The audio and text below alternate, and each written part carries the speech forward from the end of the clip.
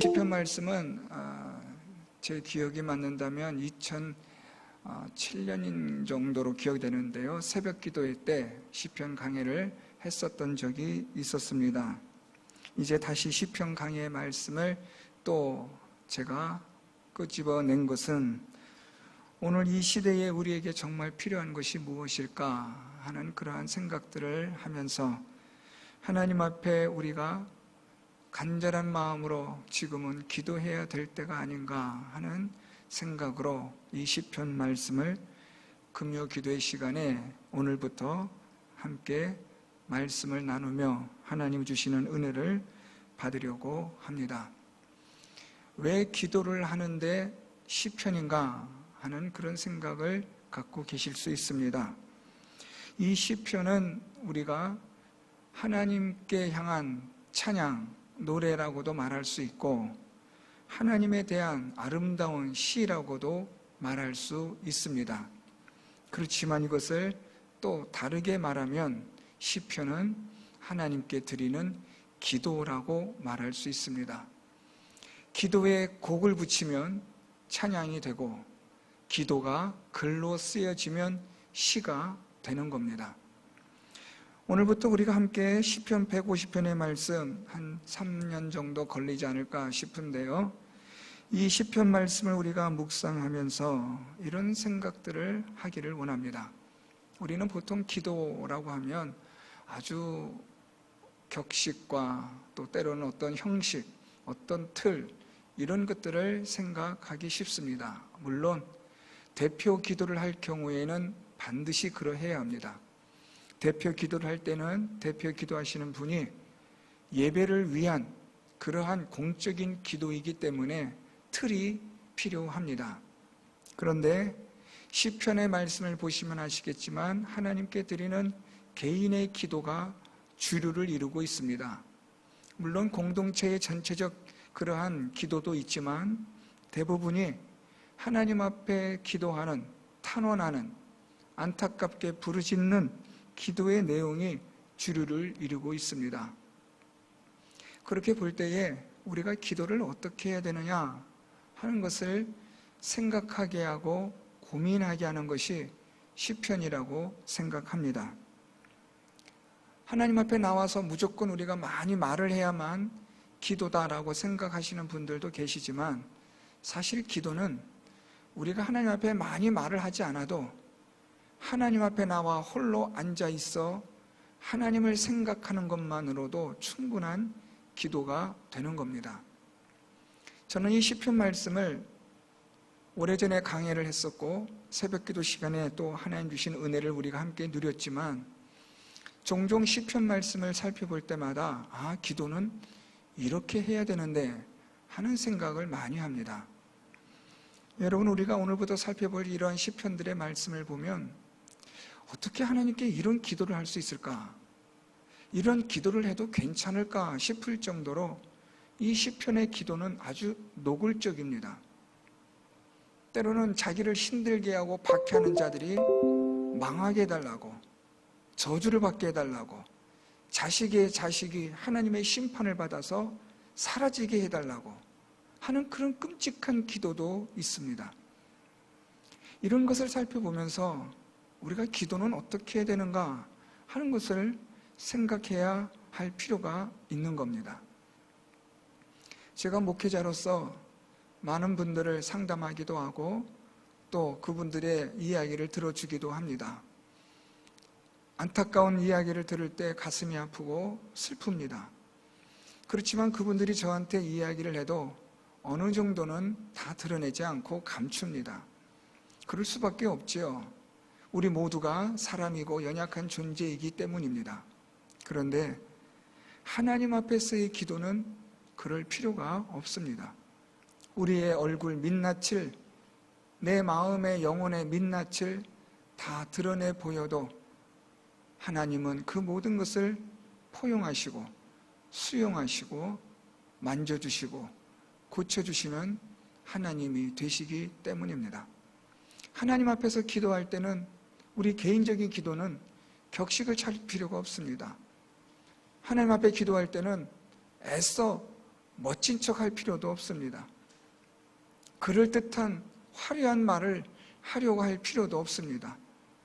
하나님 앞에서 내 마음에 터져나오는 울분, 내 마음속에 있는 그 상처, 속상함, 분노, 그 모든 것들을 쏟아내어도 하나님은 그 모든 것을 들으시고 우리를 위로하시고 고쳐주시고 회복시켜주시는 하나님이 되십니다.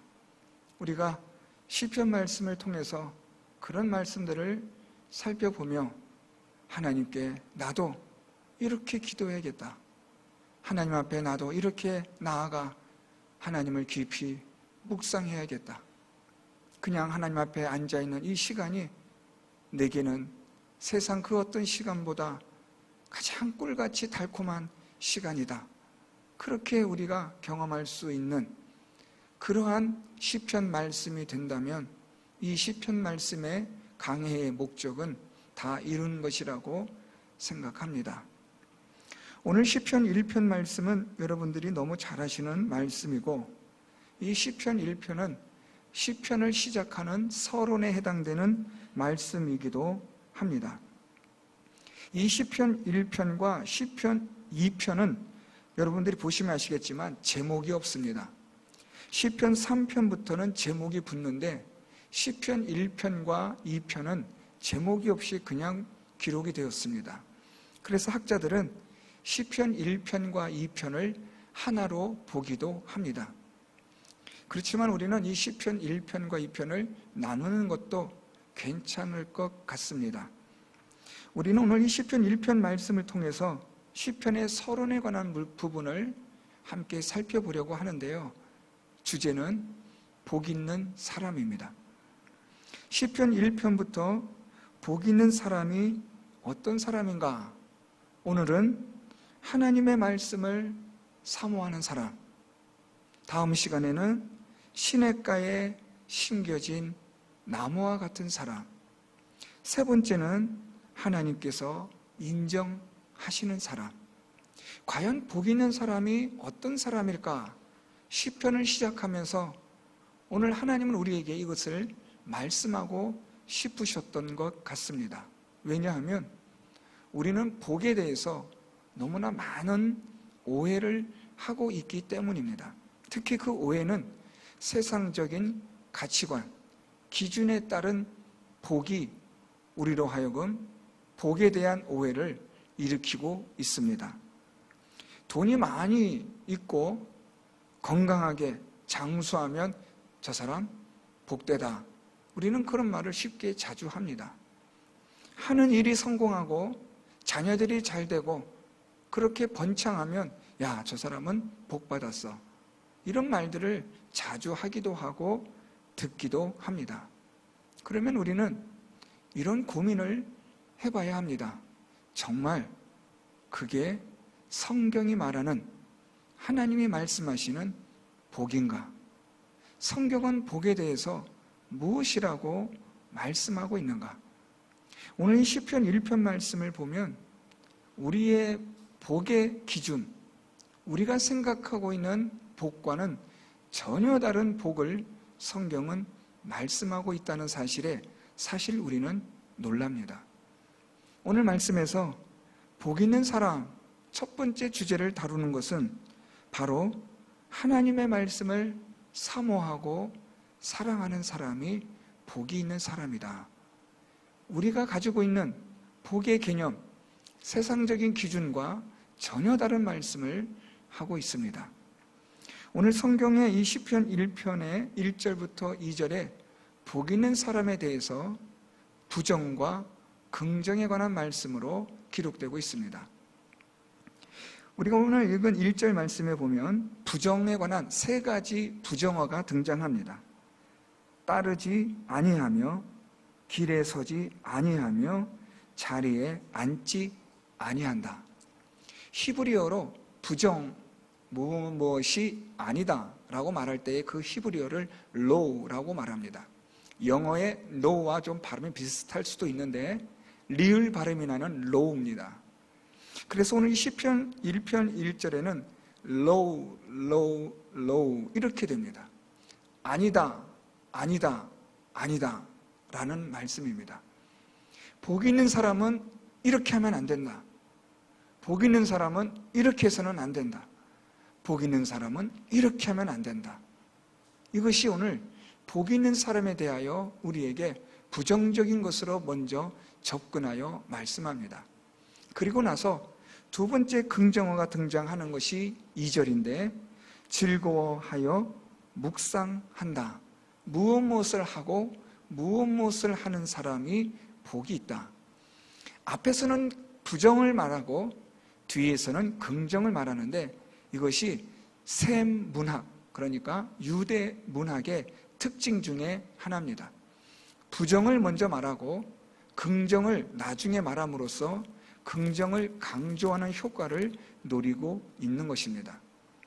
오늘 우리가 살펴볼 세 가지의 부정은 먼저 악인, 죄인, 오만한 자에 대한 부정입니다. 오늘 말씀에 보면 복 있는 사람은 어떤 것을 하지 말아야 되느냐? 악인들의 꾀를 따르지 말아야 한다 라고 말씀합니다.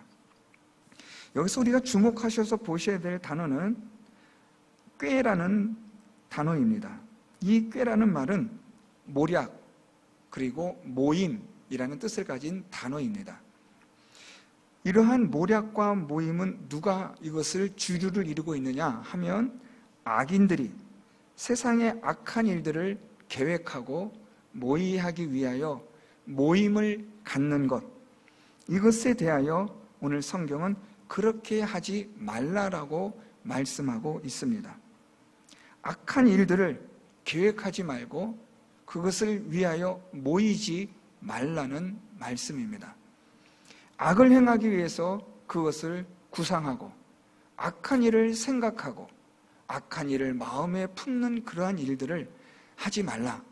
이것이 복이 있는 사람이다 라고 말씀합니다.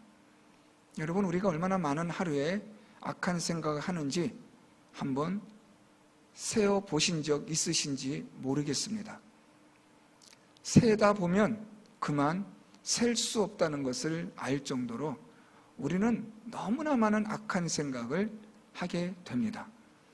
복이 있는 사람은 악한 생각, 악한 계획, 이러한 것들을 위한 모임, 그러한 자리에 가지 않는다. 해서는 안 된다. 이것이 복이 있는 사람에 대한 첫 번째 말씀입니다. 두 번째 말씀은 죄인들의 길에 서지 않는다라는 말씀인데 여기서도 우리가 주목해서 보셔야 될 단어가 서다라는 단어입니다. 이 서다라는 이 단어가 중요한 것은 이것은 단순히 서 있다라는 의미가 아니라 그렇게 살아간다라는 행동, 행함을 뜻하는 단어이기 때문에 중요합니다. 복 있는 사람은 죄인들과 같이 죄인들처럼 살지 않는다. 이것이 오늘 죄인들의 길에 서지 않는다라는 말씀입니다. 죄를 행하는 자들, 죄를 짓는 자들, 죄를 범하는 자들, 그것은 복이 있는 자가 해서는 안 된다는 말씀입니다. 나중에 우리가 또 시편 말씀을 우리가 셋째 주 정도에 또는 넷째 주에 살펴보겠지만 이러한 악인들에 대하여 악인들은 그렇지 아니하며 라며 4절부터 악인들에 대한 하나님의 심판이 기록이 되고 있습니다. 죄인, 악인, 이들의 생각, 이들의 행동, 그들의 삶을 살아가지 않는 것이 복이 있다. 악인들의 생각을 하지 않는 것이 복이 있다. 오늘 그렇게 말씀을 하고 있는 겁니다. 그래서 오늘 말씀을 잠깐 정리하면 악인들의 생각, 계획, 그런 것을 하지 않고 죄인들과 같이 죄인들처럼 행하지 않는 것이 그것이 바로 복이 있는 사람이다 라고 말씀합니다. 자, 그런데 악인과 죄인은 이 단어상 큰 차이가 나타나지 않습니다. 그런데 우리가 세 번째 주의하셔서 보셔야 될 단어가 오만한 자라는 겁니다. 이것은 조금 결이 다릅니다. 분위기가 악인과 죄인, 이것과는 좀 완전히 다른 공통적인 기본적인 뜻은 같아도 이 오만한 자가 가지고 있는 그 의미는 악인과 죄인보다 훨씬 더 강력합니다. 이 오만한 자라는 이 히브리어는 하나님께 대한 신성 모독적인 일을 하는 자를 말합니다. 이 오만한 자라는 것은 다시 말하면 하나님의 그러한 권위를 대항하고 도전하는, 하나님에 대하여 아주 공식적으로 적극적으로 대적하는 자를 말하고 있습니다. 이 오만한 자는 하나님을 무시하고 조롱하고 업신여기는 자입니다. 이 오만한 자는 자기가 가지고 있는 힘, 자기의 지식, 자기의 지혜, 자기의 경험, 이것을 가지고 하나님을 대적하려고 하고 하나님을 대항하려고 합니다. 우리가 시편 2편에서 살펴보겠지만 시편 2편 1절에 어찌하여 이방 나라들이 분노하며 민족들이 헛된 일을 꾸미는가? 세상의 군왕들이 나서며 관원들이 서로 꾀하여 여호와와 그의 기름 부음 받은 자를 대적하며 우리가 그들의 맨 것을 끊고 그의 결박을 벗어버리자. 이렇게 말을 하는 자들이 바로 오만한 자들입니다. 그래서 앞에서 잠깐 말씀드렸던 것처럼 시편 1편과 2편을 하나로 보는 그런 견해가 바로 여기에 연결되어지고 있기 때문에 그렇게 보기도 합니다. 어쨌든 이 오만한 자는 바로 이런 자입니다. 그는 하나님에 대하여 대적하고 하나님에 대하여서 저항하고 하나님에 대하여서 함께 힘을 모아 하나님을 무시하고 업신여기고 하나님의 권위에 적극적으로 도전하는 자들을 말하고 있습니다. 따라서 이들은 하나님의 심판을 두려워하지 않습니다. 하나님의 심판을 받아 멸망하는 가운데도 하나님을 저주하고 원망하는 자들입니다. 즉, 이 오만한 자들은 바로 사단적 존재라고도 말할 수 있습니다. 자, 문제는 이러한 오만한 자의 자리에 앉지 말아야 한다. 여기서 이 자리라는 히브리어가 등장합니다. 이 자리라는 말은 우리말로 말하면 높은 상석 또는 힘이 있는 위치, 우리말로 말하면 대통령 같은 사람, 정치적인 힘이 있는 사람 또는 경제적인 힘을 가진 사람, 그런 자들이 가지고 있는 그것을 자리라고 말합니다. 하나님을 대적하고 조롱하고 무시하는 일에 있어서 아주 공식적으로 공언하고 자기의 권위와 능력으로 하나님을 대적하는 그런 자리에 앉아서 하나님을 향하여, 하나님의 권위를 향하여 싸우려고 하는 사람, 그게 바로 오만한 자의 자리가 뜻하는 말입니다. 그래서 앞에서 봐왔던 악인들의 생각, 죄인들이 행하는 행동, 사실 이런 것들이 반복되어지다 보면 어떤 현상이 생기냐면 강화되어집니다.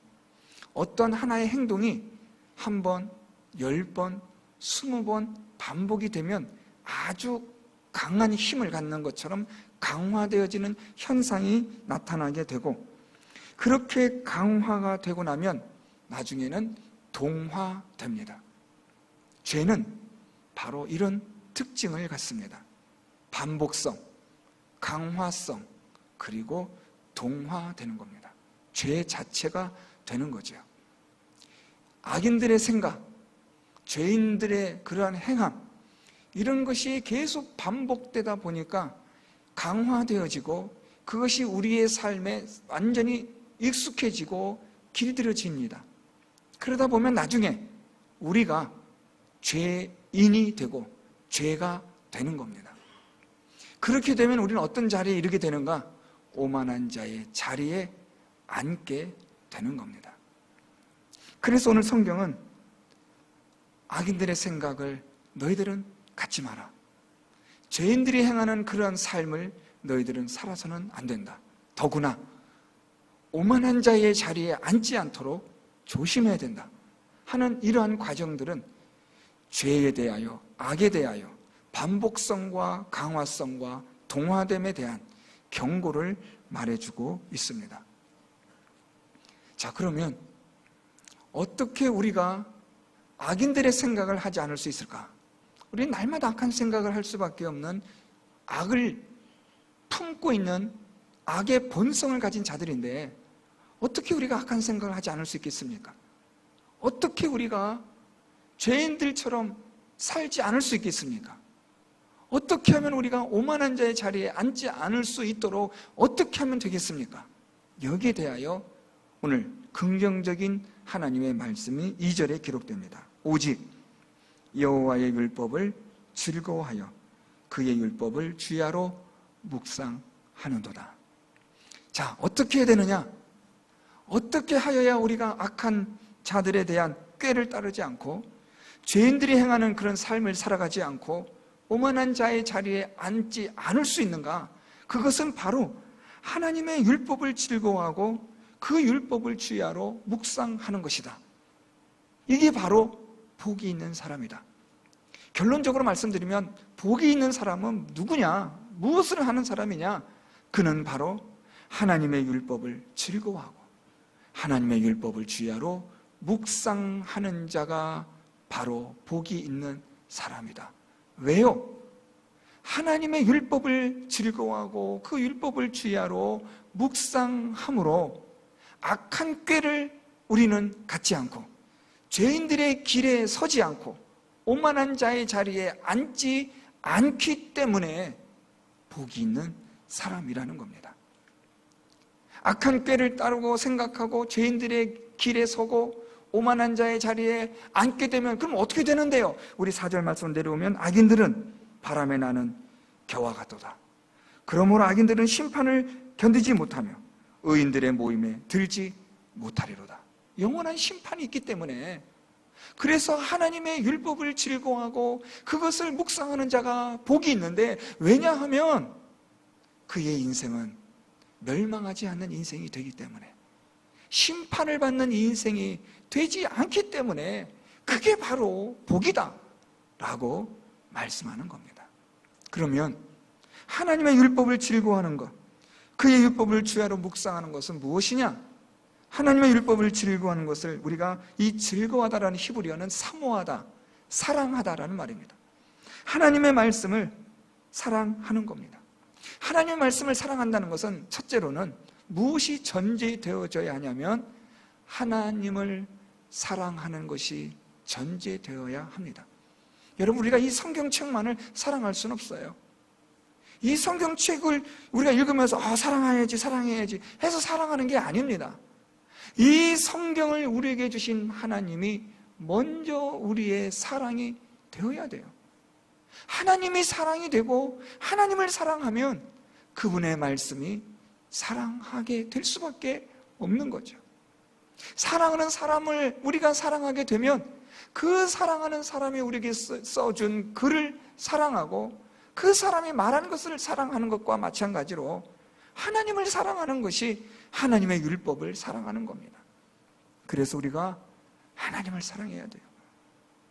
그래서 우리가 하나님의 말씀을 사랑하는 자가 되어야 한다는 말입니다. 자, 그러면 어떻게 우리가 하나님을 사랑할 수 있을까? 어떻게 우리가 하나님의 율법을 사랑할 수 있느냐라는 겁니다. 그렇죠? 그것에 대한 답이 2절 하반절에 그의 율법을 주야로 묵상하는도다. 주야로라는 이 말은 매일매일마다 지속적으로 끊임없이라는 겁니다. 묵상한다라는 말은요, 이 하나님의 말씀을 마음에 새기고 생각한다는 거예요. 자, 여러분, 우리가 하나님을 어떻게 사랑할 수 있을까요? 가만히 앉아있으면 하나님의 사랑이 전깃불처럼 번개와 같이 꽉 들어오나요? 아니요, 그렇지 않습니다, 여러분. 그렇게 말하는 사람이 있으면 그건 거짓말입니다. 우리가 어떻게 하나님을 사랑할 수 있을까요? 하나님의 말씀을 읽어가며 그분이 누구인지를 알아갈 때 하나님을 사랑하게 되는 거죠. 성경은 하나님에 대한 말씀입니다. 하나님이 어떤 분인지를 우리에게 말씀하여 주신 것이 성경입니다. 그래서 성경을 우리는 다른 말로 계시의 책이라고도 말합니다. 하나님 자신을 알려주신 거예요. 우리는 이 성경을 날마다 읽으며 마음속에 새기며 생각함으로 하나님을 사랑하는 것을 배우는 겁니다. 성경을 읽어서 지식을 배우는 게 아니에요. 성경을 읽어서 내가 많은 어떤 것을 안다고 생각하는 게 아니에요. 그게 성경의 목적이 아니라 성경의 목적은 하나님을 알고 사랑하는 거예요. 이 하나님을 성경을 통하여 사랑하게 되면 우리는 하나님의 말씀을 사랑하게 되는 그런 묘한 신비스러운 하나님의 은혜를 경험하게 되는 겁니다. 사랑하는 성도 여러분, 하나님의 말씀을 날마다 매일 끊임없이 마음속으로 생각하시고 마음에 새기시고 하나님의 말씀을 통하여 하나님을 사랑하는 여러분들이 되셔서 하나님의 이 말씀을 사랑하는 여러분들이 되시기를 바랍니다. 그게 바로 복이 있는 사람입니다. 이런 하나님의 말씀을 사랑하여 하나님의 율법을 사랑하는 자가 되면 우리는 악인들의 꾀를 따르지 않고 죄인들의 길에 서지도 않고 오만한 자의 자리에 앉지 않는 복을 받는 자가 되는 것입니다. 오늘 이 말씀을 통해서 저와 여러분 우리 모두가 하나님의 말씀을 날마다 묵상함으로 하나님을 깊이 사랑하시는 저와 여러분 우리 모두가 되기를 바랍니다. 하나님을 사랑하고 하나님의 말씀을 사랑하여 그 말씀대로 행하여 악인들의 꾀를 따르지 않고 죄인들의 길에 서지 않고 오만한 자의 자리에 앉지 않는 복이 있는 성도 여러분들 다 되시기를 예수 그리스도의 이름으로 축원드립니다.